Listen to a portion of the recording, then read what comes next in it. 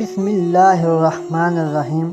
شروع اللہ کے نام سے جو بڑا مہربان اور نہایت رحم کرنے والا ہے۔ ناظرین السلام علیکم۔ موسیٰ علیہ السلام کی قوم بنی اسرائیل میں وہ لوگ جو موسیٰ علیہ السلام کو سچے دل سے نبی مانتے تھے، اللہ تعالیٰ ان پر راضی تھا اور انہیں اپنی رحمت سے گناہوں سے محفوظ کیا تھا۔ بنی اسرائیل میں ایک نیک اور صالح بزرگ تھا۔ وہ اور اس کی بیوی عام لوگوں کی طرح زندگی بسر نہ کر رہے تھے، بلکہ ہر وقت اپنے رب کی عبادت میں گزارتے۔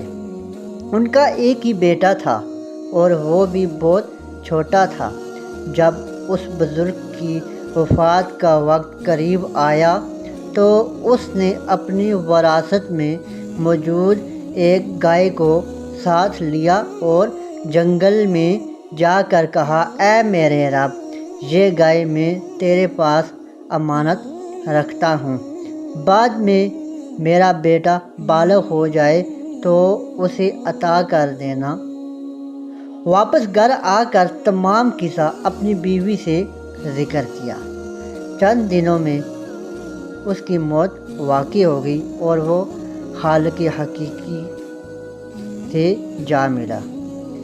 بیٹا جوان ہو کر ماں کا تابعدار ثابت ہوا، یہی نہیں اپنے رب کا بھی تابعدار بنا۔ وہ رات کو 3 حصوں میں تقسیم کرتا، ایک حصے میں سوتا، دوسرے حصے میں رب کی عبادت کرتا اور تیسرے میں اپنی ماں کی خدمت کرتا۔ اسی طرح وہ صبح جنگل سے لکڑیاں کاٹتا اور فروخت کرتا تو ایک حصہ اپنی ماں کی خدمت میں پیش کرتا اور ایک کا صدقہ کرتا اور ایک حصہ اپنی ذات پر خرچ کرتا۔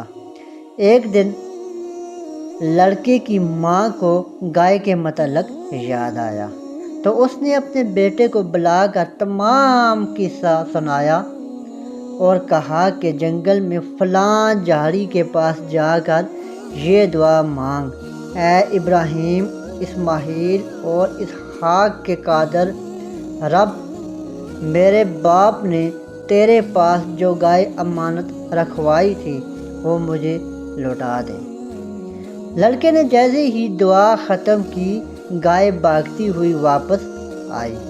گائے بہت خوبصورت اور موٹی تازی تھی اور ایسا محسوس ہوتا جیسے اس کی جلد سے سورج کی شعاعیں نکل رہی ہوں۔ لڑکا گائے پکڑ کر گھر لے آیا۔ ماں نے کہا، بیٹا، یہاں اسے کون سنبھالے گا؟ جاؤ اور اسے بازار میں فروخت کراؤ۔ ماں نے جانے سے پہلے یہ نصیحت کی، بیٹا، گائے 3 دینار میں فروخت کرنا اور وہاں جو گاہک بھی ہو مجھ سے پوچھے بغیر نہ فروخت کرنا۔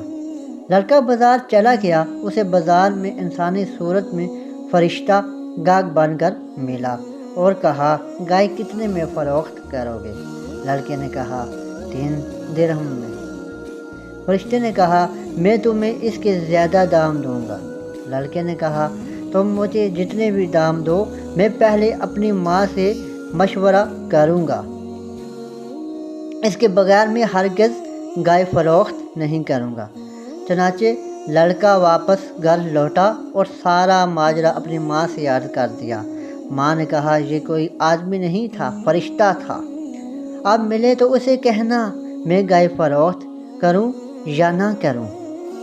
بازار پہنچ کر لڑکے نے ایسا ہی کیا اور فرشتے سے پوچھا تو فرشتے نے جواب دیا، ابھی تم اس گائے کو فروخت نہ کرو، آئندہ اس گائے کو موسیٰ علیہ السلام کے لوگ خریدیں گے۔ تم اس گائے میں سونا بھر قیمت طلب کرنا، وہ لوگ بھی تمہیں اتنی ہی قیمت دیں گے۔ یہ کہہ کر فرشتہ وہاں سے چلا گیا۔ ابھی چند ہی دن گزرے تھے کہ ایک مالدار آدمی عمیل کے چچا کے 2 لڑکوں نے مل کر عمیل کو قتل کر دیا اور اس کی لاش ایک ویرانے میں پھینک دی۔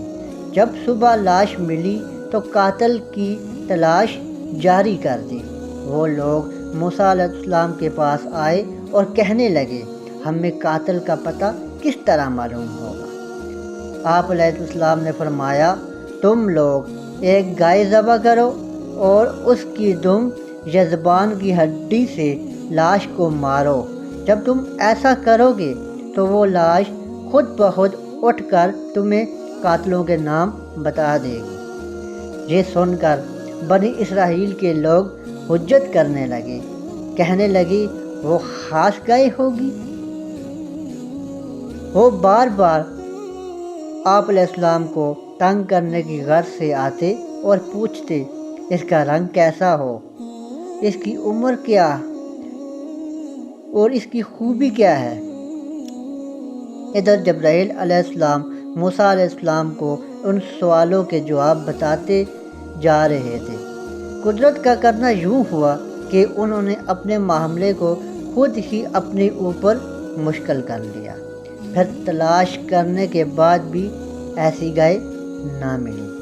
آخر کار جب انہیں وہ گائے مل گئی تو فرشتے کے بتائے ہوئے کلیے کے مطابق اس لڑکے نے اس کی قیمت میں اتنا سونا طلب کیا جتنا اس گائے کی کھال میں بھر جائے۔